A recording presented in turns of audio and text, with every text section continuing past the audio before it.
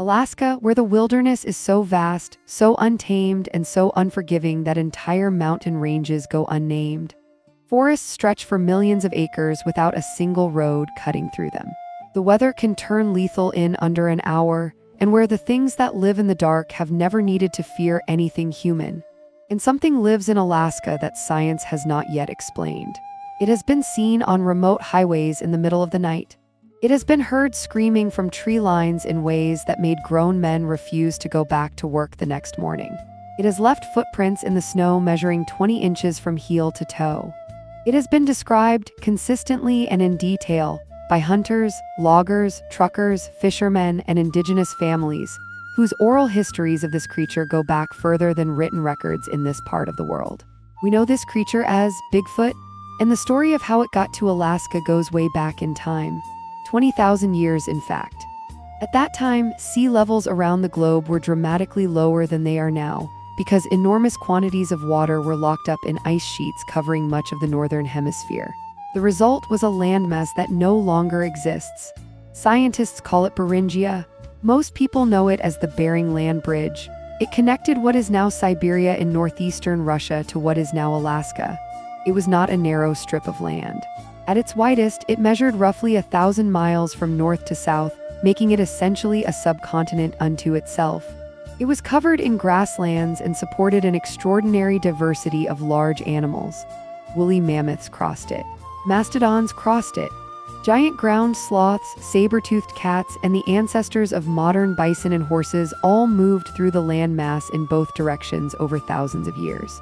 The first humans to reach North America almost certainly came this way. The scientific consensus places that migration at somewhere between 15,000 and 20,000 years ago, though some evidence suggests it may have been earlier. They followed the game, they followed the resources, and they walked into a continent that had never seen a human being before. Here is the question that Bigfoot researchers and some evolutionary biologists have raised for decades. If virtually every large animal in the fossil record of North America has a corresponding ancestor in Asia, and if the land bridge was wide open and passable for thousands of years, what else might have crossed? What large, bipedal, highly intelligent primate might have made that journey and found, on the other side, millions of square miles of forest, tundra, and coastline to inhabit? The creature that indigenous Alaskan peoples have described for centuries fits the profile. It is large, it is upright, it is covered in hair, it is intelligent enough to avoid sustained human contact. And it has been seen, repeatedly, in the most remote corners of a state that is larger than the next 3 biggest states in America combined. Alaska covers over 660,000 square miles. Roughly 65% of that land is owned by the federal government, and much of it is functionally inaccessible. The Tongass National Forest alone covers nearly 17 million acres, making it the largest national forest in the United States. The Chugach National Forest adds another 6 million. Then there are the national parks, the wildlife refuges, the vast uninhabited interior stretches of boreal forest and tundra where human presence is measured in days per year rather than months. If something large and intelligent wanted to avoid human detection in Alaska, it picked the right state. The indigenous peoples of Alaska have known about this creature for a very long time. The Tlingit of southeastern Alaska have a name for it. The Yup'ik of the southwest call it the Urauli, describing it as a 10-foot-tall being covered in long, shaggy fur with luminescent eyes and arms that hang down to its ankles. The Yup'ik say its cry sounds like a loon, but wrong somehow, too large, too deep, coming from somewhere it should not. The Dene of south-central Alaska have their own name and their own stories. These are not variations of the same legend traded between neighboring tribes. These are distinct cultural traditions in different languages developed in different regions, all describing the same creature. That kind of cross-cultural consistency is not easily dismissed. Modern sightings in Alaska are numerous, and they come from the kinds of witnesses who tend to be taken seriously in other contexts. Hunters who know the difference between a bear and a primate. Truckers who drive remote highways alone at all hours and have no social incentive to invent a story that will make their colleagues think less of them. Native families who report what they saw quietly and privately to investigators they trust, with no desire for publicity. One of the most documented modern sightings took place in early 2012 on the park's highway, the main road connecting Anchorage to Fairbanks. It was approximately 3 in the morning. A freight truck driver was navigating a remote stretch of highway when his headlights picked up a large, dark figure standing on the right shoulder of the road, roughly 30 yards ahead. His first instinct was bear. That instinct lasted about 1 second. The figure was standing completely upright, not rearing up the way a startled bear sometimes does, but standing with the easy, balanced posture of something that walks on 2 legs as a matter of course. It was between 7.5 and 8 feet tall. Its fur was thick and dark brown. The shoulders were broad enough that the driver described them as almost wrong-looking, wider than a human frame in a way that registered as strange even at highway speed. There was no visible neck.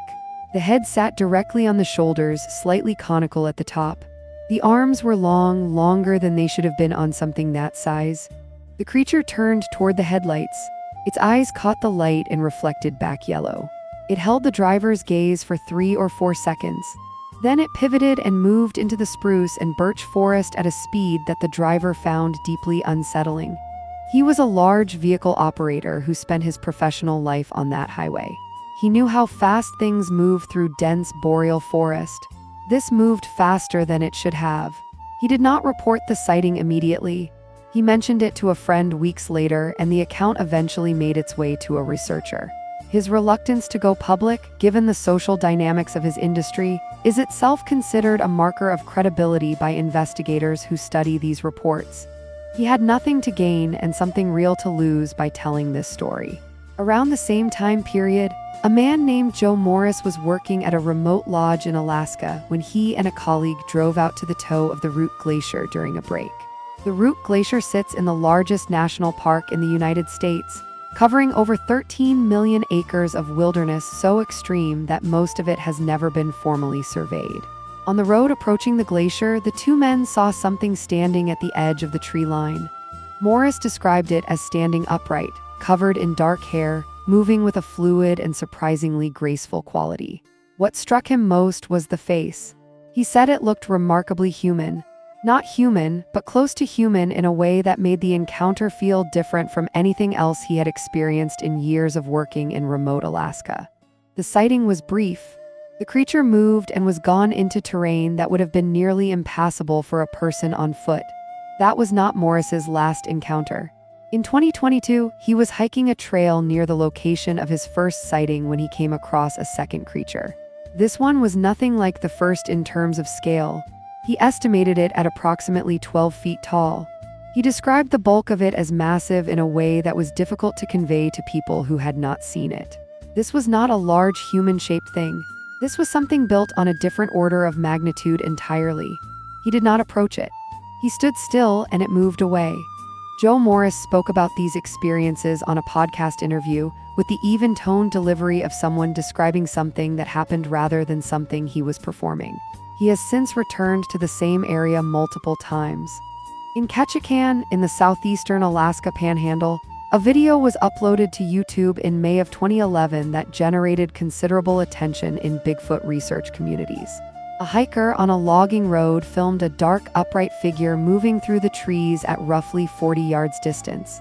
The figure appears at multiple points in the footage, moving between tree cover with a gait that researchers noted was inconsistent with a bear in any posture. At the end of the clip, the camera is still rolling when something screams. It is a loud, guttural, animalistic sound that locals who reviewed the footage said did not match any known species in the region. The camera shakes. The person filming yells a single word and runs. The footage ends. While some are skeptical of the footage, it has not been debunked. Ketchikan is not remote by Alaskan standards. It has a population of roughly 8,000 people. It has a downtown. It has tourism infrastructure.